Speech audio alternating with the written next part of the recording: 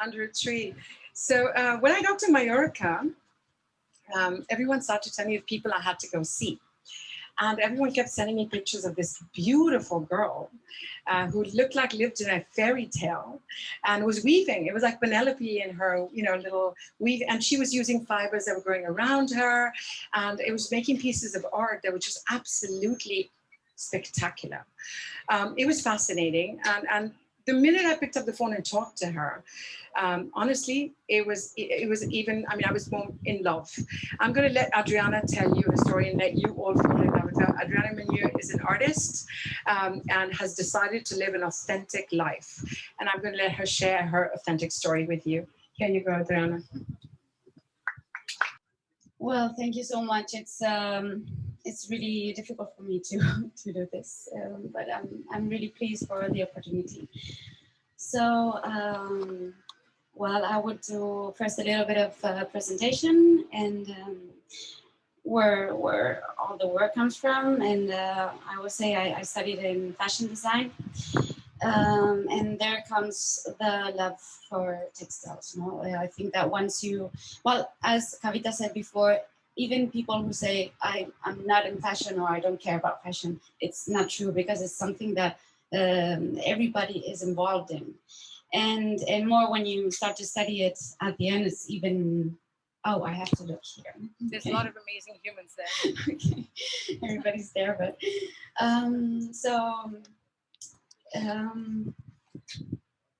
yeah, so yeah, the love for textiles, no? That's where everything comes from, because you get to know all has a symbol. It talks about history, it talks about cultures, different cultures, so much, you know, this we all know.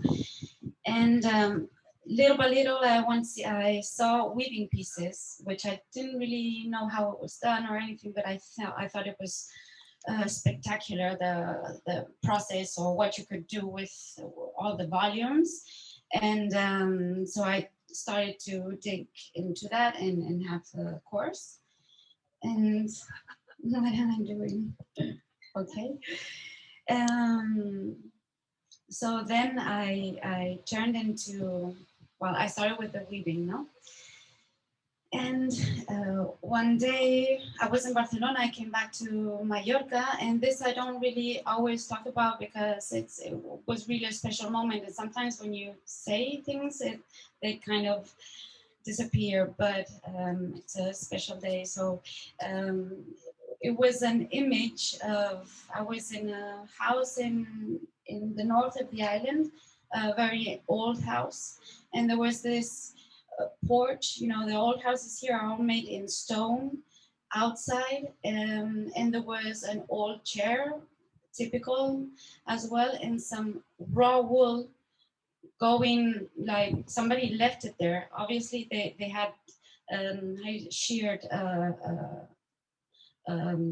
a sheep, and you can see on that chair the whole wool falling down.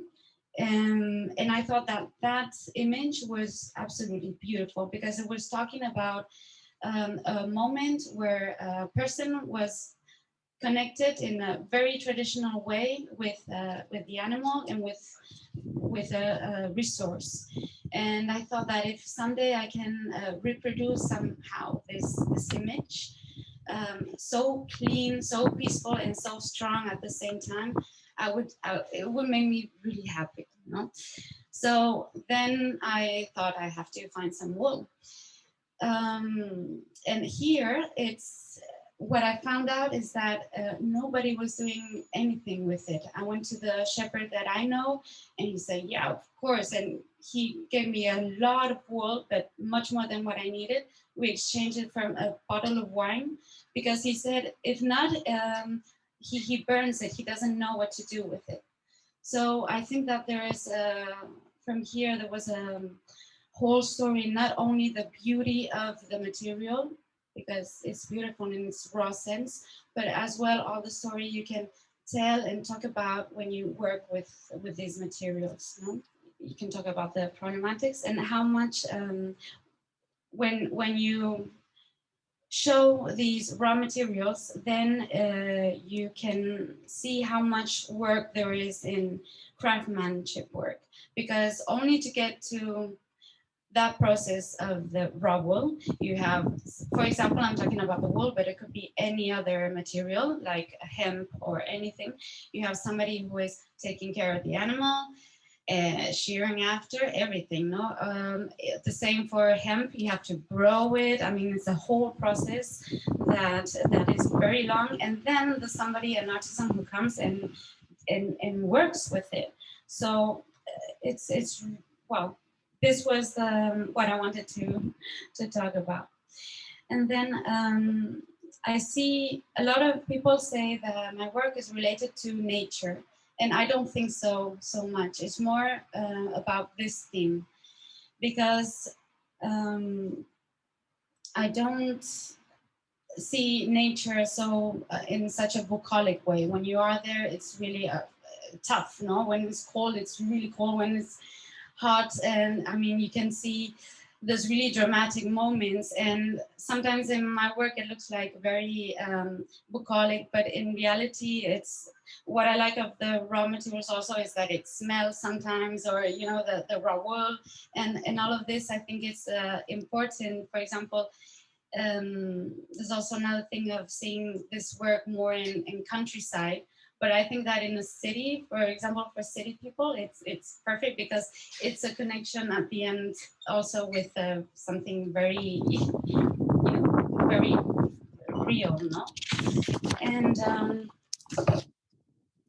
so that would be the positive side of the crafts. When you work with your hands, you are involved in and very conscient of the problematics of the place you live in, and that's very important. I think that's why craftsmanship is really important to take care of. And for example, all of this XTANT it's really, I'm so pleased that this is happening, because when people who are involved with local problematics are the ones that after know how to fix as well, no?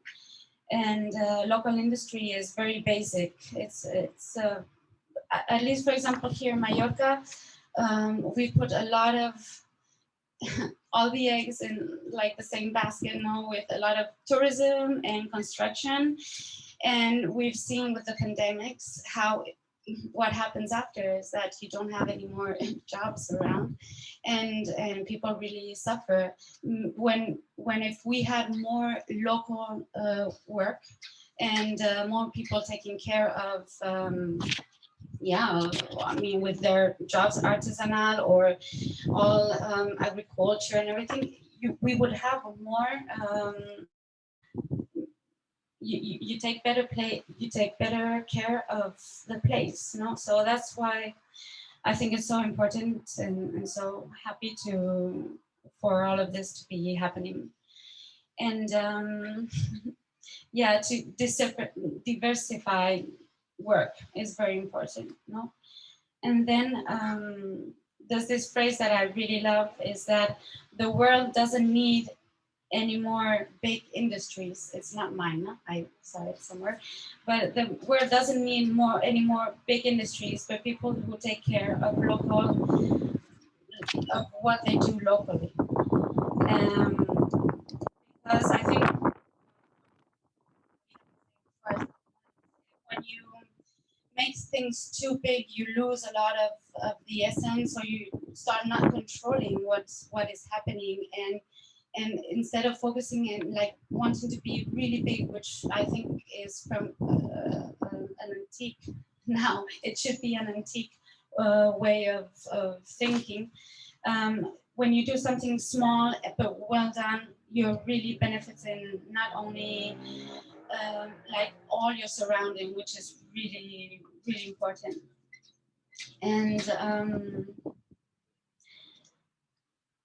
then there's I don't know if I continue or yes. when I'm really struggling. When you, it's really difficult. Okay, thank you. You're super kind. When you work or buy locally, you are directly affecting economy and who is living there. And I'm saying buying because buying is so important as buying. Oh, buying is so important as doing at the end. We are consumers. They made us consumers. And it's something that I think that we must accept because the world is going around with consuming. Politics are very important. This is my opinion.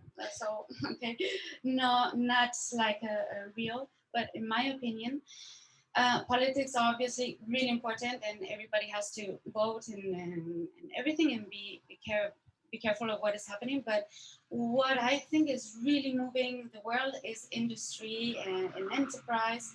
So what if they made us, and if you look how it's gone, everything is going towards consuming. If we take care, if instead of seeing it like something bad, you take it and you see it like an opportunity to, through what you consume, tell your vote. I think this can move a lot. Now this can be something that really can make a change. So it's not being afraid, like it's going with what is happening. You can't go, they have us absolutely controlled with what we, everything is about buying at the end and consuming. So when we think about that, and then there's the dilemma of people who, of course, not everybody can consume everything locally or have unique pieces, but there are ways of for people who are not so strong economically, which is the big majority of people, to take care where they buy. I think I know that secondhand is also sometimes a problem, but if you buy secondhand as well, and you're not giving, I mean, where are you giving your money is something very important. So even if you don't have a lot of money and you can buy somewhere else secondhand, I think that you are at least not giving more power to the big ones, no? Same for food and for everything. Like sometimes we think organic, of course, organic is really good, but if you buy local food, that's as so. And then another thing is like a person who started from really zero. Every piece that you buy to somebody who is starting is so important for that person. Like even 10 euros can be really, really important, no? So sometimes you can't buy everything and have everything of one thing, but if it's even one thing, or you do, not for you, but you ask for a present and you ask for something made by someone because you want, sometimes I think that it's hard to do a change because you feel like everything is so big and so discontrolled. But when you are buying to somebody locally, you are affecting directly to this person. And it is a help, and it is, and maybe you say, but I only got one thing. Yeah, but if everybody is taking only one thing, that is really helping somebody. So I really want to thank everybody who, when I was starting, I was doing like little pieces and trying things, and they took one piece, and that really helped me after to be able to do more. And for me, as it happens for me, it happens for everybody. So so thank you about that, for that, and I think that we really have the power by consuming properly.